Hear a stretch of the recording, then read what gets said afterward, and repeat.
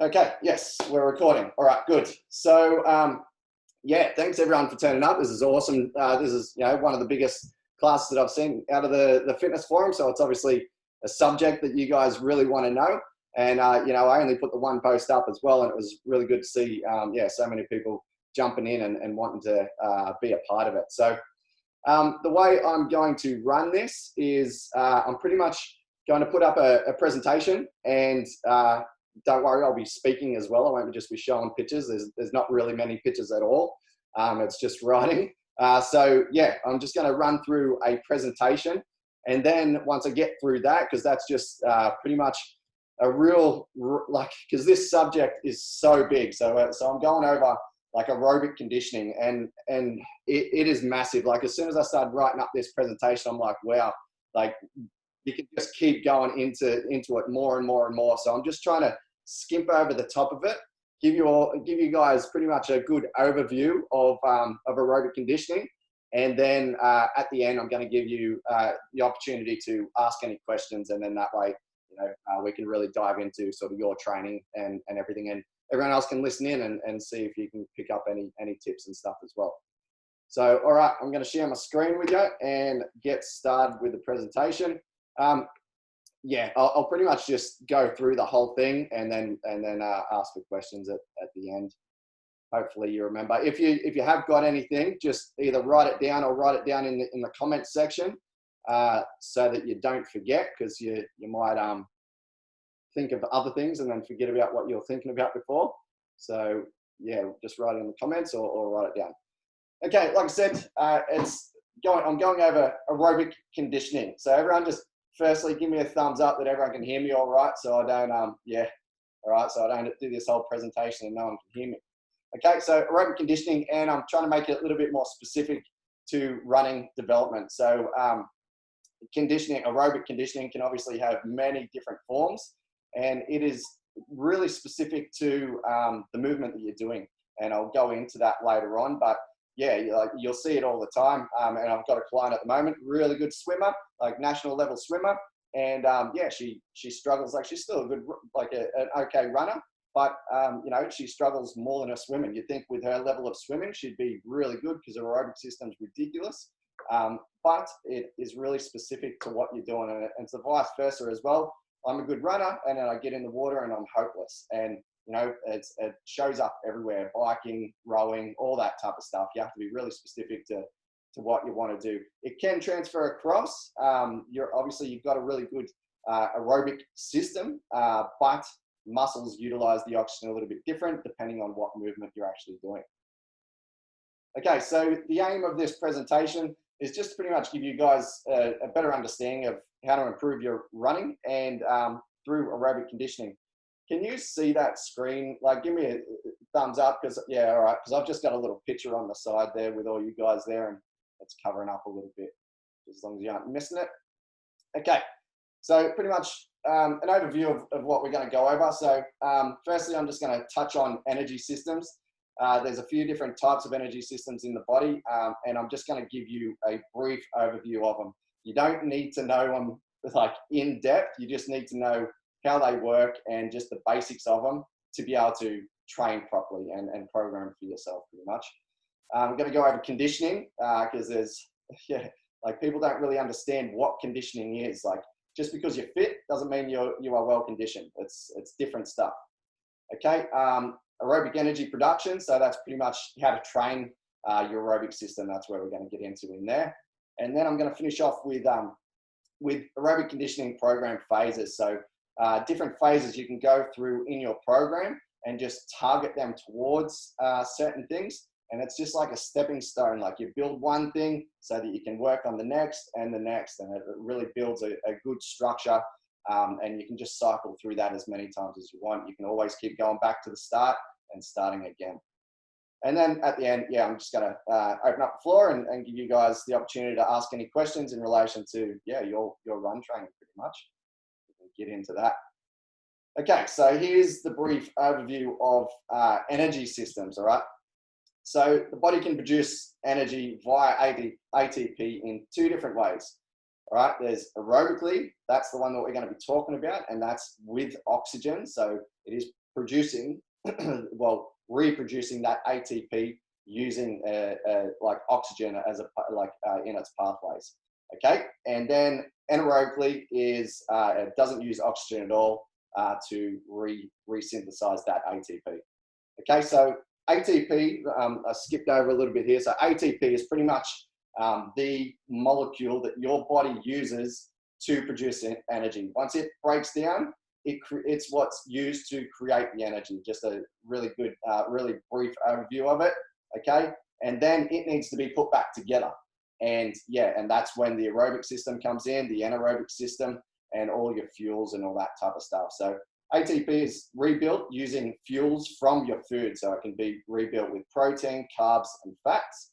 When they're broken down and used in those systems, then it rebuilds that ATP. And, you know, different fuels yield different amounts of ATP, but we are not going to go into that. Just understand that's how it works. Okay, and the fuels can be either used in the bloodstream. So when you consume the fuels, you can use them straight away in the bloodstream, or they can be mobilized to use in the bloodstream, or you store them in the form of fat or things like glycogen in the muscle, and that's stored energy. So later on, you can actually use those energy sources. You break them down, they go into the blood, and then you reuse them. All right. Okay, so within the body, there's 3 different ways that you can produce energy, and they all have a different amount of power output. Okay, so you've got the phosphocreatine or the ATP-PC system. Okay, that's an anaerobic system. So these first 2 are anaerobic, all right? So the ATP-PC system, that is the highest power output system, but it only lasts like a very, very short amount of time. So 10 to 15 seconds. It's things like, you know, you're doing a 1 RM deadlift, you're going for an absolute max sprint, like if you can do 100 meters in 10 seconds or 15 seconds, you know, that's a 100-meter sprint, all that type of stuff where it's just, you know, there's no holding back. It's just absolute maximum effort. Okay.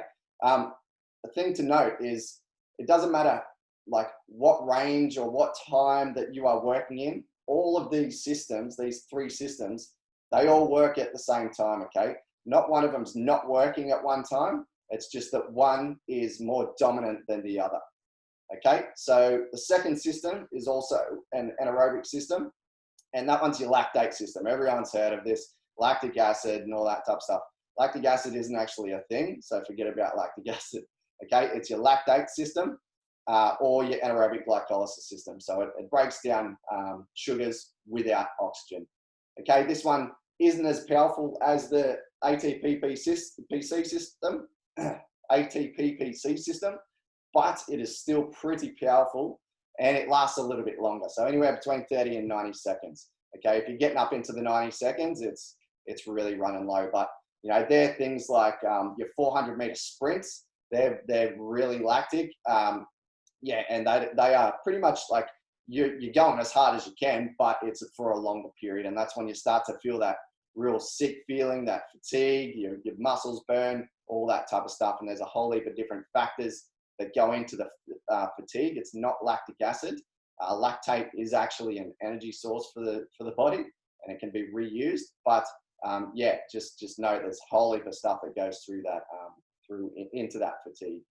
Okay, and then the last one, which we're going to be talking about, is the aerobic system. Okay, this one is used for 90% of the stuff that you'll be doing. Anything other like longer than around about 60 seconds, this one becomes dominant. All right, it's the lowest amount of power that can be put out like through those energy systems, but it's a long duration. So you're using your aerobic system when you're sitting around, you're staying alive, when you're sleeping, when you're going for longer runs, and anything like even higher efforts. Like people think that high efforts at like a 2 to 5 minute window is like a lactate system training workout, but it's not. It's still hitting your aerobic system. It's just hitting that power, like aerobic power. Okay, so it can be pretty powerful, but obviously not as powerful as the other ones. But it does last longer because it's more efficient. All right. So I'll probably just all of that's gone over your head, but just take what you can out of it. Okay, like I said, you don't need to know like the details of it. You just need to have a good overview of it. Okay, now conditioning. All right, I've written a little like there's not really a definition of conditioning, I don't think. So I've just tried to write a little definition of like my definition of it, and it's pretty much the abilities, the body's ability to sustain power output for a required time. So you're thinking about like a boxer, okay? He's well conditioned if he can last the 12 rounds, but he's also well conditioned if he can last the 5 rounds and really hard and knock someone out, okay? A football player, he's really conditioned if he can last the whole game, all right? It's all really dictated on actually what you're doing. And even like a strongman, you know, they can't run for shit, but he's really conditioned if he can do all of his lifts and carry stuff and all that type of stuff. So it really comes down to what you're actually, what you want to achieve is how conditioned you are, okay? And it doesn't always come down to fitness, all right? This is one of the big mistakes, is just because you're fit does not mean you are well conditioned, okay? You've probably seen it like before. I've seen it many times. I grew up boxing, and there'll be people that, you know, that are really fit when it comes to, you know, they can do, let's just throw a 2.4 kilometer run out there. They can run a 2.4 kilometer really, really quick. Okay. Then they get in the ring and they're just stuffed. And, you know, they may be able to sit on the bag and just be pounding away at it for ages because they're really fit and they're really efficient in that way. But then when they get into the ring and there's all these other conditioning elements going on, then all of a sudden their energy just goes downhill and they're stuck. Yeah, I bet you would have seen it before. Like someone really fit goes into like an actual environment to achieve something like some sort of sport or something like that, and they don't perform really well. And that comes down to actual conditioning. Okay, just because they're fit doesn't mean they're conditioned. All right, so factors that impact conditioning, and they can be trained. So movement efficiency to start with, like I was talking about before, being specific with your movement. So just because a runner is good at running doesn't mean he's going to be fit enough to be, like he's not going to be able to swim. So that's your movement efficiency has to be really specific to what you're actually doing. And as well as that, your movement efficiency, okay, you can be a really good runner, all right, until you get fatigued. And then as soon as you get fatigued, your technique goes to shit, which makes you waste more energy, which makes you more fatigued. And then your your technique gets even worse, okay? So it just spirals downwards. So that post-fatigue movement, that is a thing that you need to train as well, okay? You need to be hitting those higher intensities and thinking about movement and being aware of what you're doing, and really training that movement to stay as close to that pre-fatigue movement as possible, okay? And also, yeah, with the pre-fatigue movement, that's when you really work on your technique and be really efficient. Like runners, you'll see the really good runners and they're just so smooth, okay? Because that's their movement efficiency is just really, really high. And them to run a kilometer saves so much more energy, just because, you know, that doesn't mean they're any fitter. It just means they're able to move like 10 times better, and they'll be able to run that 1 kilometer heaps quicker. So yeah, movement efficiency is really important. Okay, the energy production and utilization. So that's with your energy system efficiency and pretty much your fitness, I've put it down to. And that one we're going to dive into after this, and how to train that side of things. Okay, that's the one that we're gonna get into.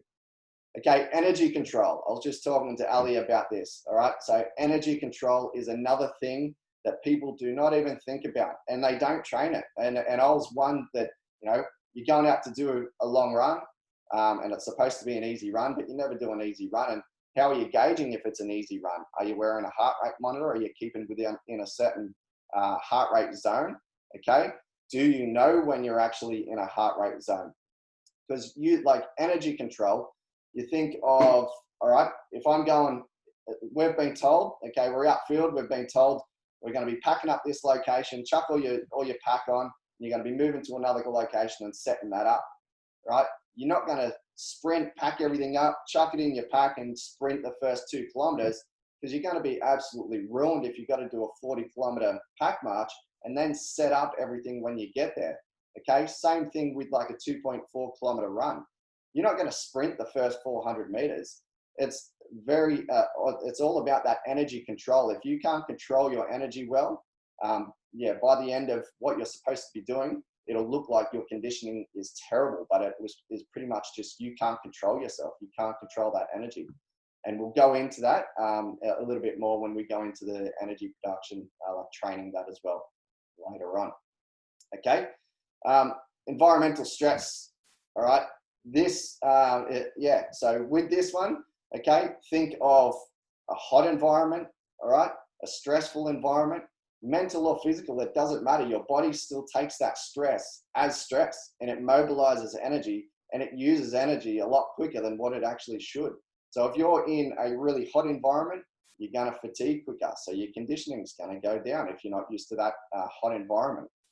If you are in, say, a crowd of a whole heap of people and it's a massive ride or something going on and there's all shit happening everywhere, you're going to fatigue quicker if you've never been exposed to that, because your brain's just going everywhere and it's using a lot of energy, and you'll tire really quickly. Okay, so environmental stress, and to put it in a little bit more context with you guys, like if you haven't joined, or even BFAs, PFAs, like if you're joining the Defence Force, you want to get exposed to that test environment, okay? Because it happens to a lot of people when they're at home and they're just training by themselves, and they go really well with the beep test, push-ups and all that type of stuff. And then they get to the actual test and they go crap and they don't know what's going on, okay? And 90% of the time, it's because you haven't been exposed to it. All of a sudden, you've got all these people around you. You've got people testing you. They're writing all your stuff down and judging you. They won't be judging you, but they'll be actually putting you, they could be judging you, definitely. Yeah, so all of that mental stuff going on, it does fatigue you, and you won't be conditioned to it, and it can have an effect on your scores, okay? On the flip side, some people can actually react better to that sort of stuff, but not everyone does. And if you're someone that doesn't, then conditioning to it is definitely a really good thing to do. So if you are going for, if you're going for your PFAs and stuff, get into DFR and actually go in and do some practice ones if you're worried about it.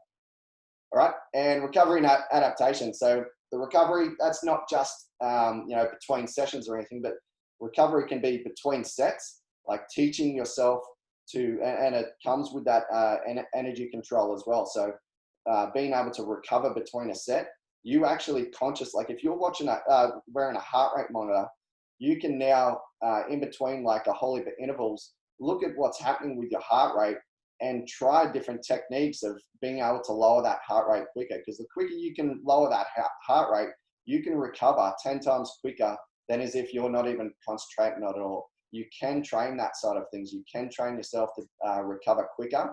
And if you do start doing it, you'll realize how quick you can do it if you actually concentrate on it. You know, relaxing yourself, breathing techniques, all sorts of stuff. You can recover between between intervals much quicker. And along with that, it's between workouts as well. If you've been following much of my stuff, I'm massive on putting in recovery days. Okay, not just sitting at home and doing nothing. There are times for that. And at least once a week, you want a day of just doing nothing. But, once or twice a week, you want to be programming in recovery days, something that will stimulate recovery. So you go into those sessions, you come out of those sessions feeling heaps better than when you went in. And that means you're going into that recovery state, and you're going to recover quicker from everything, which will end up you adapting to that training stimulus quicker as well. All right, let's move on. Okay, aerobic energy production and the utilization of it as well. So this is what we're going to go into. This is pretty much, what we focus on when we're designing workouts and stuff. So there's 4 things that play a part in energy production and the utilization in the aerobic system. So I like to break it down into 4 different things. So the uptake of the oxygen. So you think of the oxygen is in the air, you've got to get that into your blood, okay? So it's everything from the air into your blood. So lungs, breathing, all that type of stuff, right? The delivery of oxygen, okay? So now the oxygen is in your blood, you've got to get it to those working muscles. So you've got to deliver it there. That's with your heart, that's with your vascular system, and everything else involved with that, all right? The muscles utilization of the oxygen, okay? So now the actual muscles have got to extract that oxygen from the blood and use it really efficiently, okay? And then the energy source availability and the breakdown. So that's pretty much energy storage, like through your fuels that I was talking about before, your nutrition, your like the food that you're eating. Okay. So the first one, uptake of oxygen. Like I said, it's the body's ability to draw oxygen out of the air and put it into your bloodstream. So this can be trained really well with just simple breathing drills. And these breathing drills, they can be done, sitting around. They can be done with your low intensity stuff. And it's a really good thing to do with your low intensity stuff because it sort of backs you off a little bit and it makes you actually work at a low intensity. Okay, so simple things that I like. There's two breathing drills that I'm really that I use all the time. Okay, one of them is just nasal breathing. Okay, get really good at nasal breathing and running at low intensities. Like you'll probably find, even to start with, you'll barely even be able to run just breathing through your nose. But you get better and better at it. You can become more accustomed to it, and you'll be able to run that a little bit quicker. But like I said, it holds you back that little bit too, because you can't go really hard doing it that way. So what the nasal breathing does is it sort of takes away. So when you are forcefully breathing, you're using a lot of your chest muscles when you're doing that. When you're nasal breathing, you have to use your diaphragm a lot more because you can't use your chest muscles and open them up as much. So you're going to be using your diaphragm a lot more. So nasal breathing helps with that. And not only that, is it sort of puts you in a state where you've got less oxygen and more carbon dioxide in your blood than you do outside. Okay, so it makes you more tolerant to that.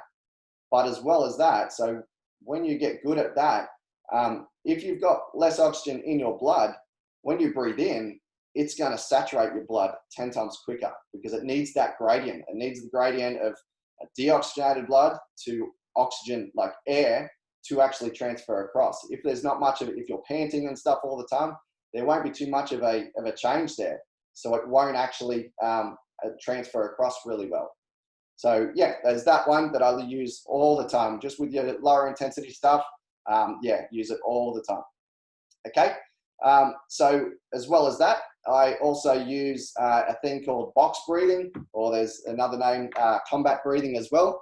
And it's a really good way to recover after a session. So use that nasal breathing as well, but a good one after a session. Okay, and it's box breathing because there's 4 parts to it. Okay, just like a box. You breathe in for 4 seconds, hold for 4 seconds, out for 4 seconds, hold for 4 seconds. So you're going in, out, and keep going. Okay, and you count that 4 seconds. So it teaches you to control that breathing a little bit more. But not only that, you're holding it at either end, so it's allowing that transfer to happen really well. So that's a good one. Like if you find yourself really stressed going into a PFA, into any sort of, like not even a PFA, like if you're going up to speak in front of a whole heap of people, it's a really good thing to calm you down, because not only it's a good breathing drill, but it helps you just concentrate on that. You're thinking about that rather than everything else that's happening. That's why they call it combat breathing, because they go out and do all of their like one of the guys that I know, he's the one that told me that term. They go out and do all their shooting. Okay, he does the ASAM, the shooting comp, all right, and they use that a lot. So they're around sprinting, doing all this different stuff, and then they've got to actually lay down and take aim, or standing up and take aim and take a good shot. And that box breathing calms you down and allows you to breathe better, and it stops you from waving stuff all around. Okay, So just give me a sec. Someone's just, I won't worry about them. All right. Okay. So yeah, box breathing and your nasal breathing. Two really good drills to do and get used to and use throughout the day. You can do them anytime. And with that box breathing, you can make them longer. You can try to make the time periods longer. So you go from 6 seconds and 8 seconds and all that type of stuff. Just change it up a little bit. Okay, enough on the uptake of oxygen. Yeah. Okay, so now we're on to delivery of oxygen. So like I was saying before, it's the body's ability to transport this oxygen that's now in your blood, and it's got to get it to the working muscles. Okay, now this, so there's usually two types of people. There's people that do way too much lower intensity work and they never do the higher intensity stuff. And then there's the other people, which is becoming more common just because of everything that you do, F45 or CrossFit, all that type of stuff. They're doing all this high intensity stuff, but they're never doing it the lower intensity. So it's missing that vital component, and this is what I'm talking about here. So when you're working the lower intensity stuff, it trains your heart very, very different compared to the higher intensity stuff. So when you're doing higher intensity, your heart's just going, and it can't go through its full range of motion because it's just got to get the blood there. So it's sort of doing spasm. Like it's trying to get you there as quick as you can. All right. And now when you go into the lower intensity stuff, all right, that's when it allows your heart to go through its full range of motion. Because another thing that happens in that higher intensity, and especially if you're just doing cardio from lifting weights and whatever else, it still trains your heart. Your heart will still strengthen up and the walls will still thicken, but it creates a lot of pressure in your blood vessels and everything as well. So again, it doesn't allow your heart to go through its full range. Whereas this lower intensity stuff, it's pretty smooth going through your blood vessels. It's getting to your muscles pretty easily, and your heart is allowed to expand and contract as much as it can, and that creates more stroke volume. So your heart will actually grow. So the left ventricle will get bigger and become more efficient. And you can't do that without actually going down into those lower intensity workouts, okay? But they need to be longer duration as well. So you can't just go out and do a 10-minute low intensity run and expect to be doing anything unless you are really like not trained or detrained. Yeah, you need to have longer periods exposed to that lower intensity. But yeah, there's a big difference between the lower intensity and the higher intensity stuff. Hopefully you guys get it. Okay, now we've got the oxygen to the muscles, okay? Now the muscles have got to extract that oxygen and they've got to actually use it, okay? So this is where the higher intensity stuff comes into, all right? So the muscles become more efficient at using that oxygen. And another thing that happens that I briefly touched on before is when you start to hit those higher intensities, so you're hitting your anaerobic threshold. So your anaerobic threshold is the point where your aerobic system is sort of starting to struggle a little bit, and you're starting to tap into that anaerobic system a little bit, okay, into the lactate system. All right, so, and that is the point where you start to, use that sugar without oxygen, and it creates lactate, okay? Now, if you never work at these higher intensities, your body is really crap at reusing that lactate. Because like I said before, that lactate is something that your body can reuse and use as an energy source to keep going.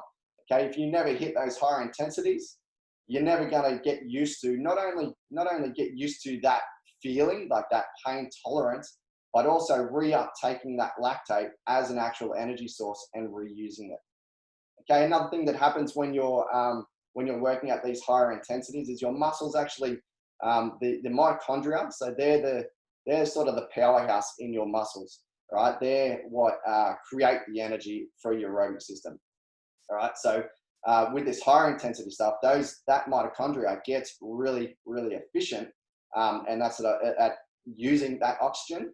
and it can grow more of them. So it gets even better because you grow more of them. All right. So yeah, big difference between the higher intensity and the lower intensity. Hopefully I explained it in simple terms for you. Okay, so the last thing in the energy production side of things that we can actually train and sort of modify to make things better for ourselves. So it's the energy source, availability, and the breakdown of that energy. So that's pretty much your diet. All right. So if you've got a crap diet, you're just not going to have a good availability of energy source. Like if you're really low in calories as well, that's when you're going to struggle with energy as well. But another thing with the whole breakdown, okay, a thing that you can do is a thing called, and you become metabolic. It's called metabolic flexibility. So what you do with that is, don't be so. I can't think of the word, but don't go into every session in exactly the same state. Okay, it is good to train those things and see how you do operate with different fuel sources and different methods of eating beforehand and all that type of stuff. But don't always go into a session just full of carbohydrates. Don't always go into a session that you're fully fed beforehand. Okay, because if you go into a session, let's say fasted, so you've slept all night, you've got up, done whatever you need to do in the morning, and then you get straight into your training, you're more likely to metabolize fat, a lot more fat with that, because you haven't got that sugar readily available because you haven't been eating it. So this is what metabolic flexibility is. So you're able to use that fat source really well because you've done it before. And again, go flip it around and do some sessions where you do have like a sugary drink beforehand or throughout. And then your body gets also used to using that carbohydrate, the sugars, to use that as fuel as well. So yeah, be flexible with the way you do things, and training that is just as good as training everything else, because you are never going to have a perfect day. Like, especially if you're outfield, like anything you're doing with the defense lines, they don't have to be outfield. They can just be something shit that's come up. All right. And you're expected to work. Okay, you are not always going to have a feed beforehand. You're probably going to nights without food, and you're still expected to perform well. And yeah, if you're not used to it, your body's not really able to metabolize that fat really well, you're going to feel a lot more drained compared to someone that's done it before. They know how it feels. Now, I'm not going out and I'm not saying go out and starve yourself or anything like that. But just be flexible with it. Just try different things and allow your body to adjust to different environments, pretty much different ways of producing that energy. All right. Okay, now I'm just going into this really quickly with the aerobic conditioning program phases. So we've gone over all the things that you can train with conditioning and like the aerobic conditioning side of things. Okay. So there's 3 different phases that I really like to program for people, and anyone that's done the program with me, they'll know that they'll see these sort of phases in there. Okay, you start with a base phase, then I'll hit a build phase, and then I hit a peak phase. Okay, and we'll go into them with a little bit more depth. Okay, so the base phase, what this is creating an aerobic base, pretty much. And it is improving your running efficiency and your ability to run further. So all of that movement efficiency, that lower intensity stuff that we were talking about, that is what we train in here. So what that is training is your uptake of oxygen. Because you're hitting those lower intensity stuff, you can actually concentrate on that nasal breathing, your box breathing, all that type of stuff. You don't have to worry about running out of oxygen or anything, because you're not hitting those higher intensities. It's a really good time to focus on all that type of stuff. And what it is training is delivery of oxygen to the muscles, because we're training that heart, allowing it to go through that full range of motion, and increasing the size of that left ventricle to be able to pump more blood throughout your body.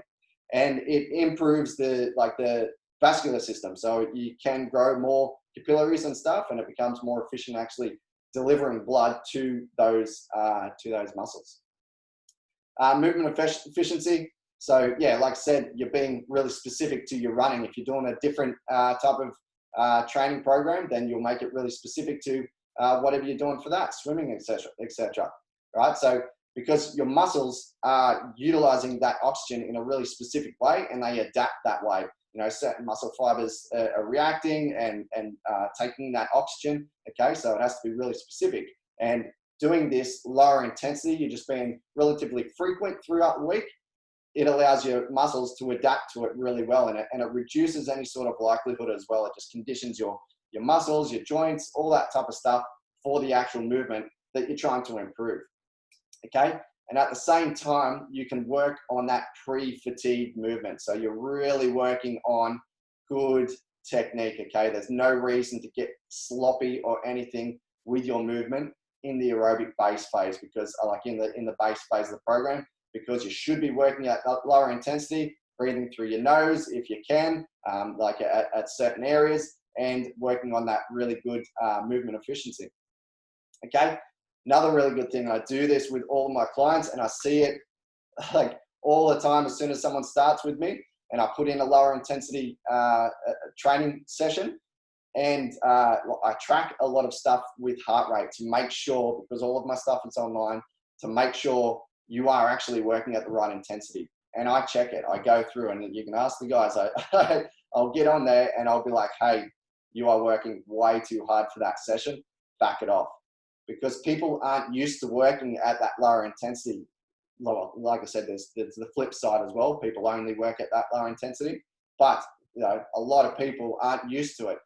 You know, they just get after it. They see a 20-minute run. It's like, I've got to go after this as hard as I can, get as far as I can. But in this phase of the program, it's not about that. It's about just that aerobic system, building that base up and teaching you to control that energy. So if you're aware and you're conscious of what's actually happening with your heart rate and your body, you know, you can control it really well. You don't have to be stopped to be able to control it as well. You'll see your heart rate spiking up, like, okay, calm yourself down, relax a little bit, slow this pace down a little, and control that energy.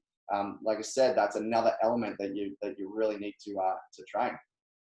And the recovery and adaptation, that's in all the phases, and it's always, yeah, there's a lot of focus on that side of things. All right, so now we're into the build phase. So this build phase, I like to hit the threshold training. So we're hitting higher intensity. So it's not absolute maximum. You're still controlling that energy. You're not going max effort, but you're going hard, okay?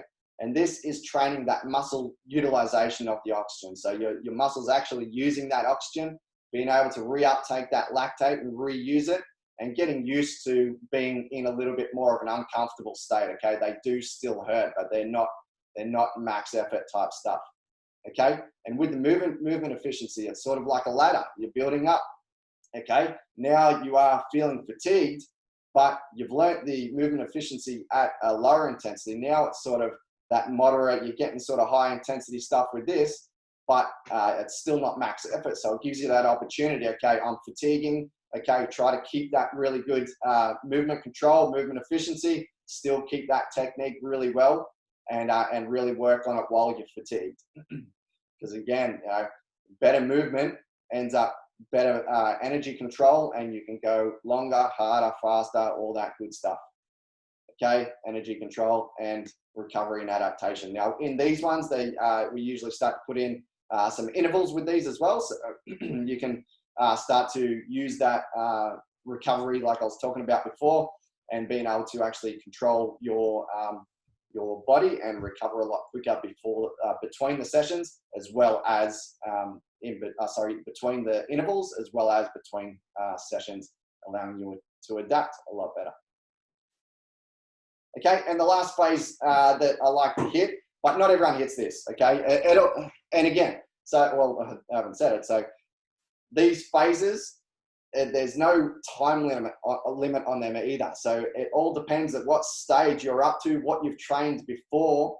That's what dictates how long you'll stay on one, or whether you actually hit one. Or so with this peak phase, a lot of the time I won't even program this in for beginners because it's useless, because they can't hit that sort of that intensity that they need to with this, and they haven't built that base well enough to be able to do this stuff, to get anything out of this. So I sort of stay with the aerobic, with the base phase and the threshold, like the build phase, and sort of keep this one out of it.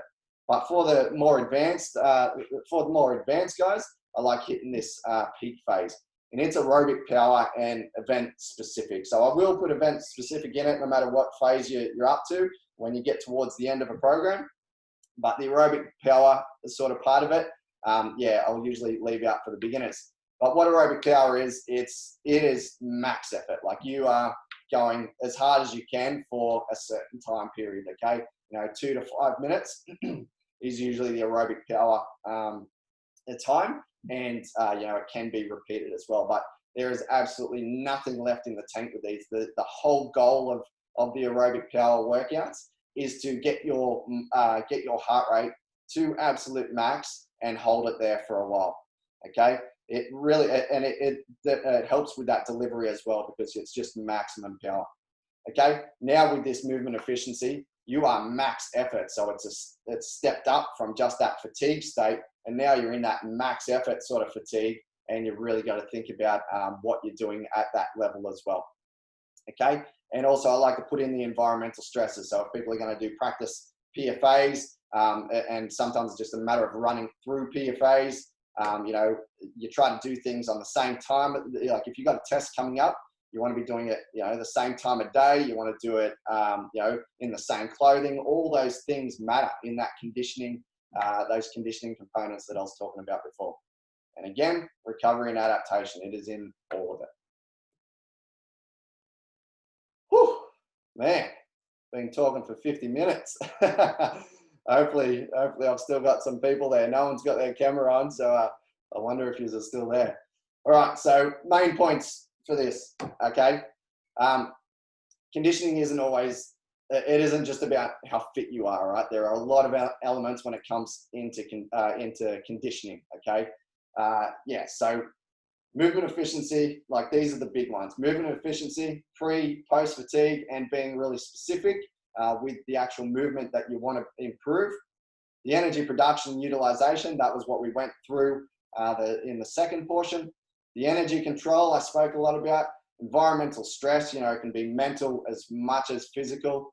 They will act exactly the same on the body. And recovery and adaptation, because if you're not recovering between sessions or even between intervals well, then you're not going to adapt very well, and your conditioning will go down because you're not adapting to what's going on.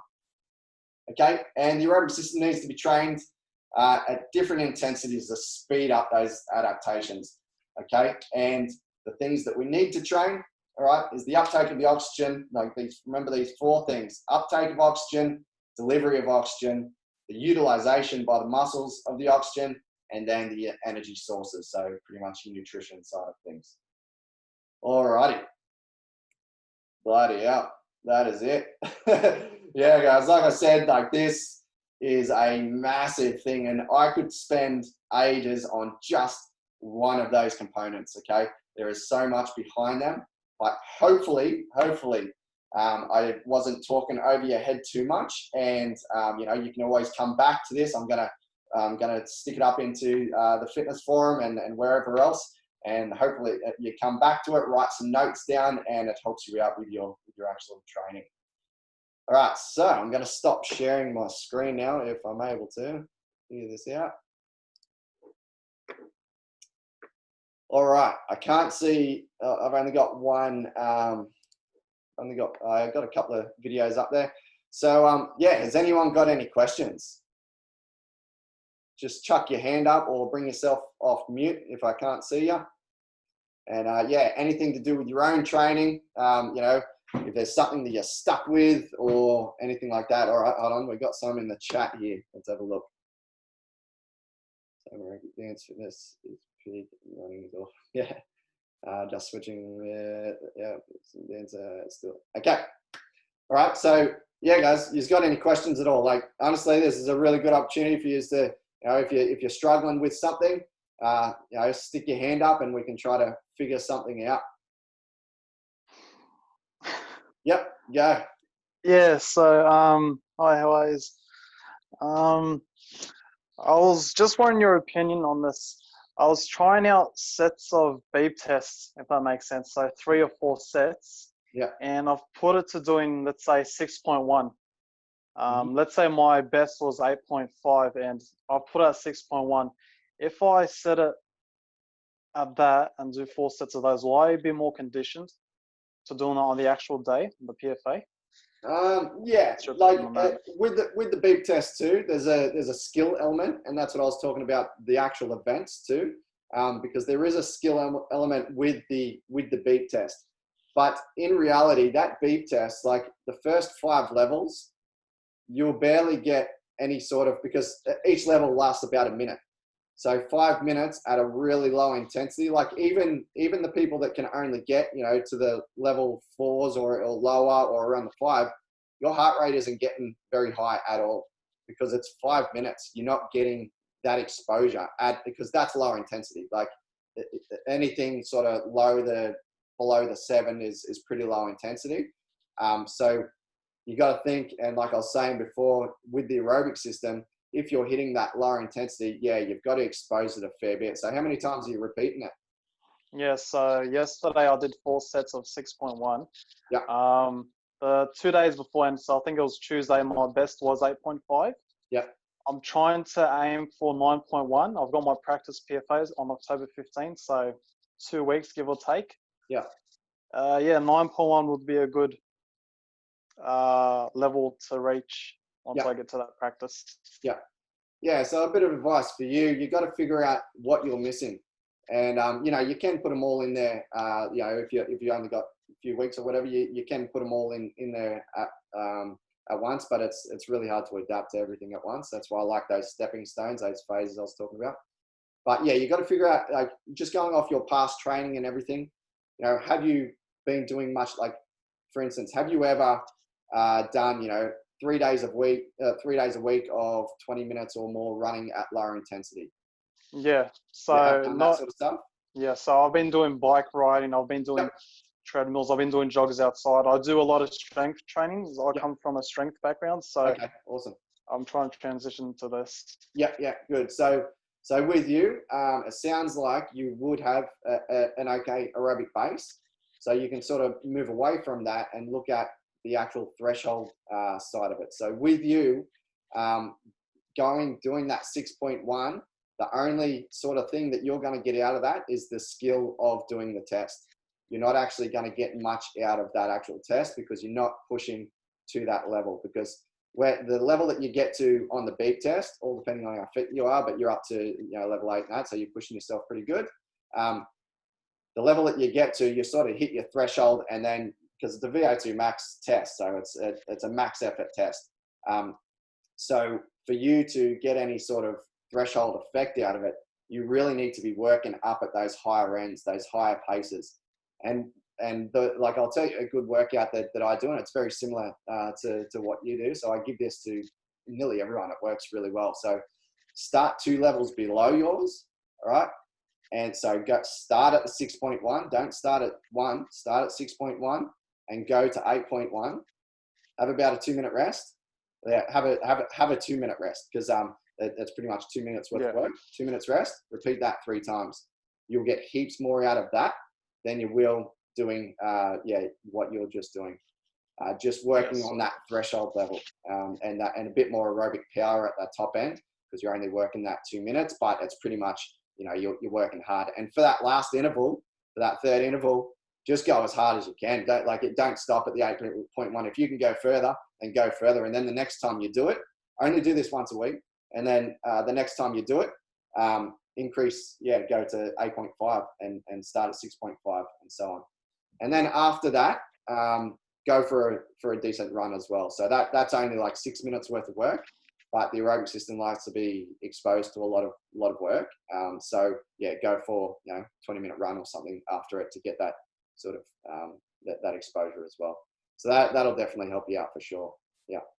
Sweet. Thank you so much. No worries. And practice that, like I was talking about with that movement efficiency. when you're fatigued, that gives you a really good opportunity to work on those turns when you're fatiguing, because that's a big component with the beep test, because you do it so many times, you're turning so many times. If your technique when you start to fatigue is really bad, you're going to waste a lot of energy. And if you're doing things different when you're fatigued compared to when you're very first starting, you're going to waste a lot of energy. All right, so work on that stuff. Sweet, cheers, mate. Awesome, no worries. All right, anyone else? Yeah, hi.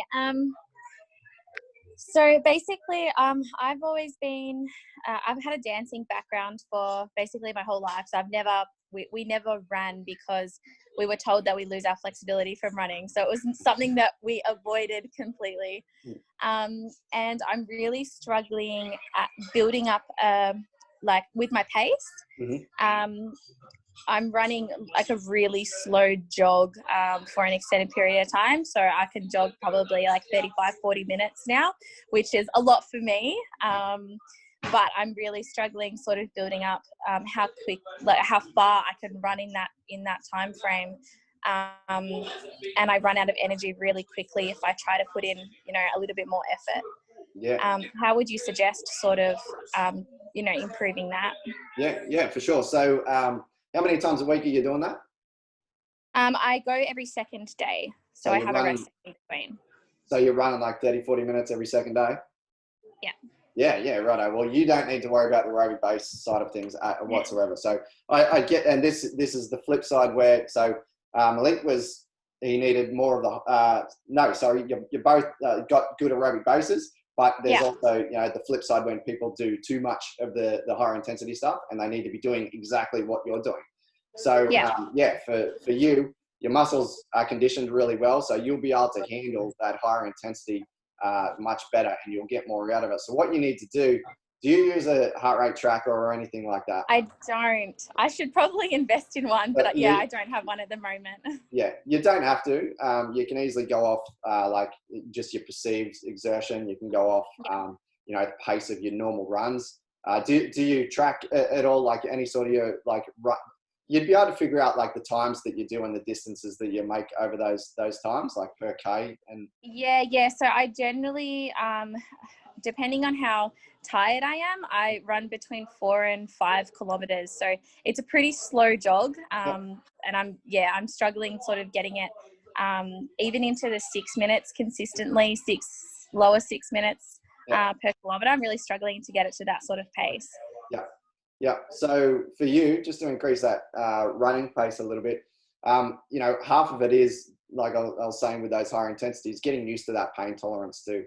But also when you start to get to that threshold, it's different. It's just completely different, and your body works much different. If your muscles haven't got that muscle endurance there, then it definitely can hurt you. So you can do strength training will really help you as well. If you do like endurance type strength training, it'll definitely help. But you don't want it to take away from you running too much. So you don't want to be going there, and it's not bodybuilding. It's definitely not bodybuilding. You're just trying to put some endurance in your muscles pretty much.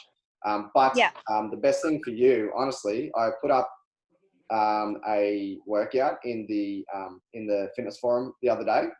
I did see something. Yeah, that would be perfect for you. Have you tested your beep test? Because I've made it off at beep test. So I've avoided doing the beep test so far. I've made all the distances and everything from a beep test score. You can do it off other things as well. It's just I made it because it's more relevant to you guys. Go out and test your beep test, see what you get to, and use that workout. Just send me a message after this, and I'll send you through the workout, because it really would work. Because initially it's called MAS training. It's your max aerobic speed, so that will get you having more power output, over shorter distances. But it's really short rests as well, so it hits that aerobic system really, really well. Yeah. But it causes you to create more power. So you actually have to run quicker, as there's specific timings you have to meet, like over certain distances. And then after that is 5-minute runs, and it's you should be starting to go above what you normally do. So that's the goal. Like, even if you don't go off a beep test or whatever, but I do put specific paces and stuff in there.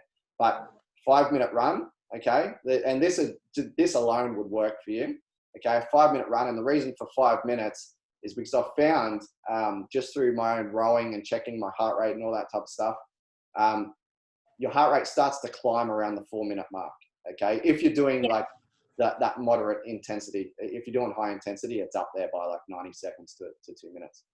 But yeah, it's still in that sort of, you can still run pretty quickly, but it's still hitting that aerobic system really well. And you can work with the threshold. You can sort of play with it a little bit, and it allows you, because it is that shorter distance, to run faster before you hit that fatigue state. So you, just 5 minutes running faster, like you still should be in control of yourself. It's still not a max effort run, just faster than what you normally do, that you do for your 30, 40-minute runs, faster, for 5 minutes. As soon as that 5 minutes start, walk for 3 minutes, properly recover. If you're using a heart rate monitor, try to get down around about 120 beats. But if you're not, you should be able to like go through that box breathing pretty much. The box breathing is a good indicator that you actually recovered. Okay. And then repeat it like 3 times. And then you're working at those higher efforts, and it'll just, because what it sounds like is, you need to develop that power in your muscles, and they're just not used to it. They're just so used to like a low power output, and your aerobic system just taking over and doing all the work and just allowing you to chug along. Now you need to start actually hitting that a little bit harder. Yeah, beautiful. Thank you. Awesome, no worries. Send me a message and I'll send that workout. Will do. Alrighty. Anyone else? Any more for any more? Yeah, if you guys, because I can't see anyone's faces other than Paris. So if you guys have got any questions, just take yourself off mute and go for it now. I'll give you a couple of seconds. Nope. Okay. All right. We got no other questions. Sorry, Right, I think there was a question in the chat before. Oh, was it? Okay. Something. Here we go. What to do if my left lower abdomen hurts every time I try to run? That's a weird one. There could be a lot of things. I would go see a physio or a GP and get it checked out first, and then go from there. But a physio would definitely be able to jump on, and a guy named Ryan Doherty. He does online stuff as well. Ryan Doherty works for Invigor Health. You can do online consultations with him. So just jump on, hit him up, tell him I sent you, and get in contact with him. He'll be able to fix you right up. But that's more of a physio thing, because that could be a whole heap of different stuff going on there. All right. So that's about it. Hopefully you guys, got a lot out of this. There was a shitload of information, and as I was writing it down, I was like, I hope you guys understand this, because I know what it's like. Sometimes, I'll understand something and I like talk about it as if you do, and you completely don't. It just goes over your head. But hopefully I put it down in terms that you can understand. If you need to jump back in, rewatch it, this is going to be stored in the units in the fitness forum, and if you're members, then it'll be in our members group as well. If you've got any other questions that pop up, just leave a comment in whatever post that you're looking at, and I'll get around and answer it for you. All right, guys, enjoy the rest of your night. Thank you. All right, cheers, mate. Yeah.